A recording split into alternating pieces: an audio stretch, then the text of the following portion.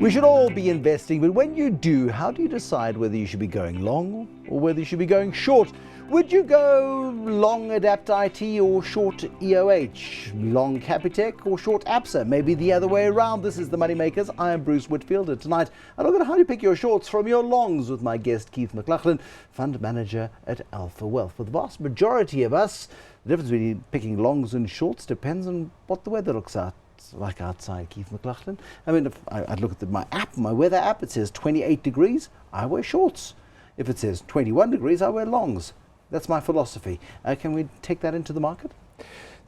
Not necessarily, unless you're trading weather markets. Unless you're trading weather markets. Potentially. But, I mean, the thought behind this, particularly when you're looking at longs and shorts, is you're trying to create returns in kind of, let's call it market neutral environments. You know, shorts are not my forte. I'm a long-only equity manager, but when a long-only equity manager views a stock as a sell, there's still actually potential to make profit from it, and that's where you can take a short position, where obviously you make money as the share price falls.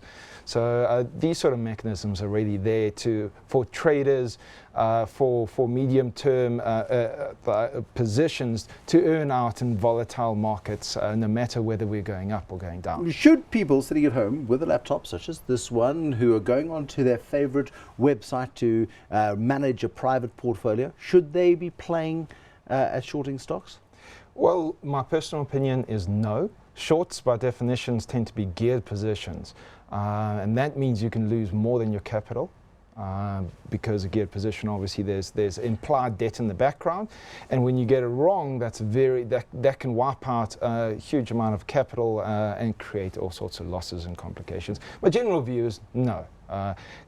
If you can have a medium to long-term time horizon, you know, the only real game in town then is a long-term investment. But the idea of gearing means that yes, you can lose all of your capital, but boy, you can make a lot of money too. Well, that's you know, greed and fear. That's the greed side of the market. So absolutely, you get it right.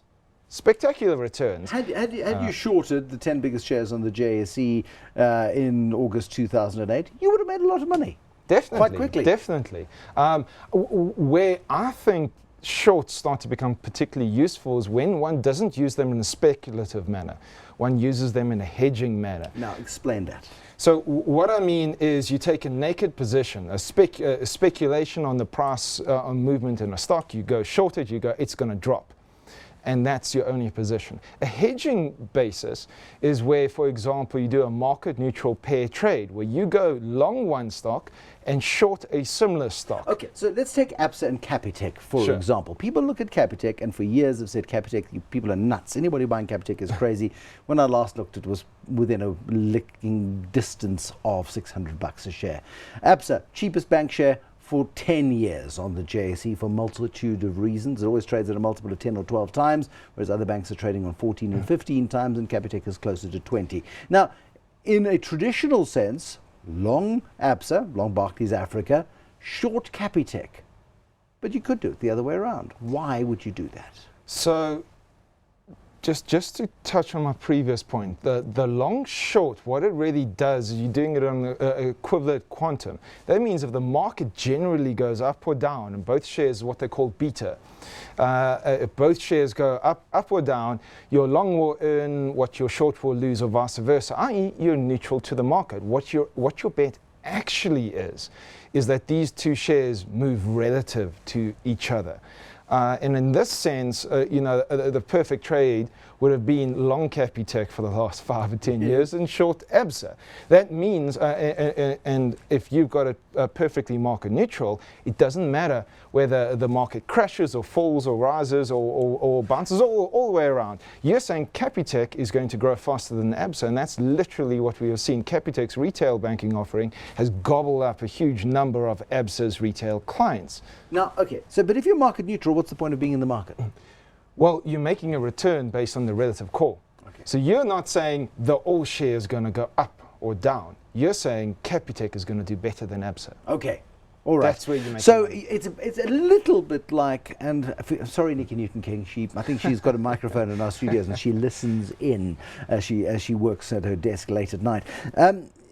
Here's Nikki Newton-King running the JSE. and you're talking about taking relative positions in the market. It's a little bit like doing a trifecta at the horses.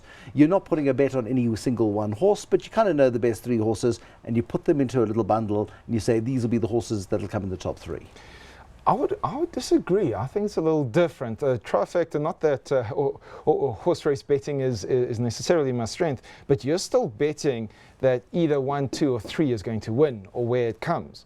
So you're essentially going long. Imagine if you can make a bet on this horse will win and this horse will not win. Yes. Now, but that could raise all sorts of complications in the horse industry, and people sitting on the sidelines with knives and doing damage to horses. We don't want to go there. Okay, so you're not a fan of shorts. You can trade positions using short positions and long positions, looking at relative valuations of companies.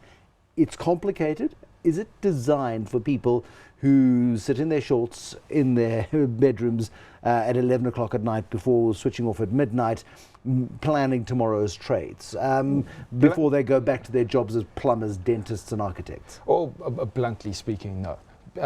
Because of the nature of getting these calls right, you have to constantly monitor them, and also don't forget, if your short is working out and your long is working out, your ratios actually drift apart, and you start to, by nature, by virtue of being correct, no longer be market neutral. Okay. So these sort of positions actually need to be monitored carefully, and if you don't do that, the gearing can blow out.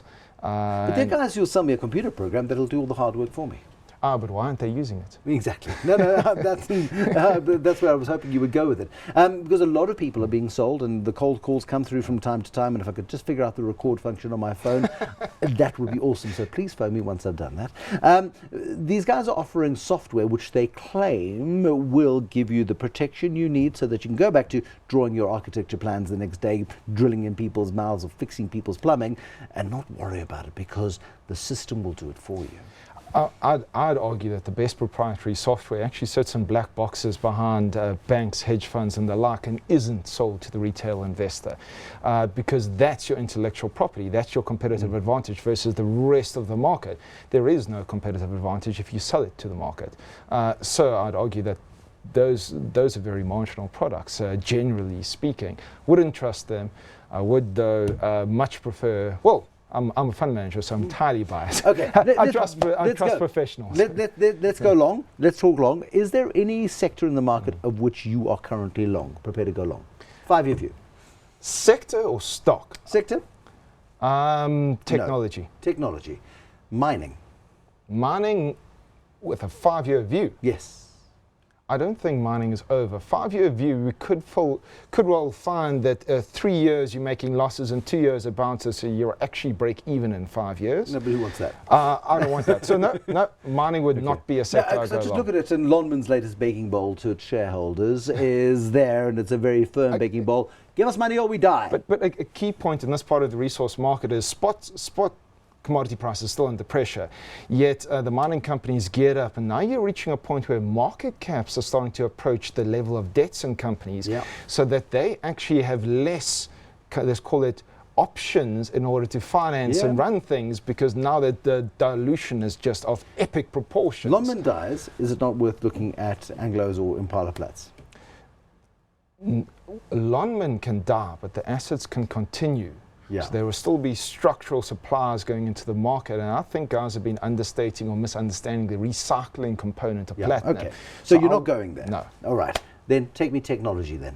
Technology, I think you're particularly looking in disruptive technologies. So I mean, the classic examples are the Ubers and et cetera, which don't just build critical mass and proprietary systems, a lot of intellectual property, they actually change the way industries work. But you're talking global investments, you're not talking about domestic investments. You're talking global technology disruption globally. A little closer to home, I would say we've got AdaptIT. Now, AdaptIT is a software company.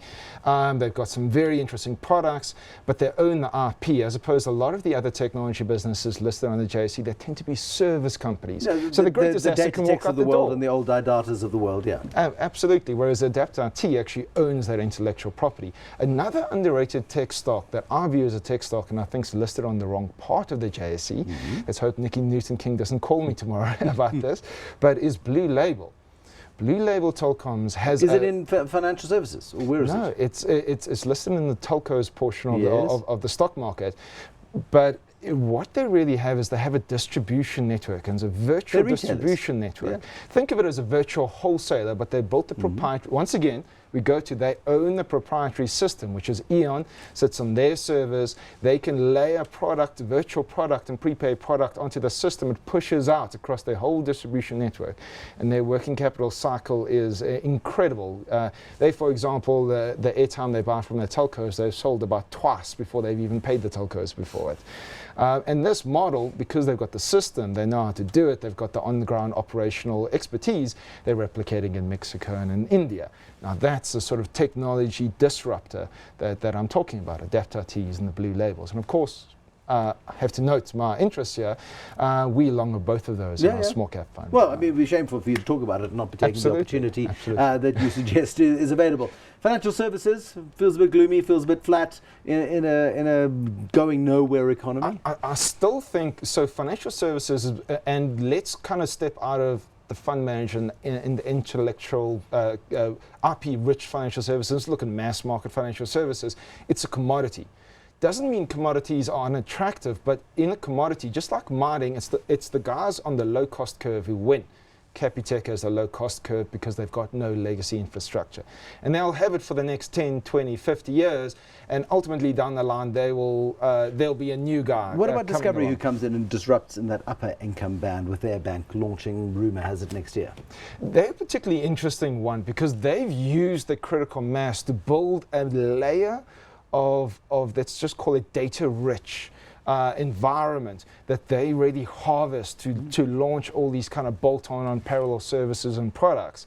I think, first of all, they'll be quite successful. Second of all, though, it won't be competing directly with the Capitec that's competing for the price-sensitive guys. It'll be competing versus an Investec, an R&B and the like, you know, that's upper echelon where you can wrap and you can essentially outsource your entire financial life to Discovery, and that's where I think they're going with this. It's going to be really interesting. Barry Hoare, we're waiting for you. Barry Hoare, of course, ex-Nedbank, ex of SARS, is working somewhere in the basement of Discovery headquarters, building a bank that he doesn't want to talk about yet, but we're waiting. Keith McLachlan, thank you very much. Fund manager at Alpha Wealth, going short, going long, and understanding the difference between the two and the risks associated with both. Thank you very much for watching this evening, and have a very good evening. Bye-bye.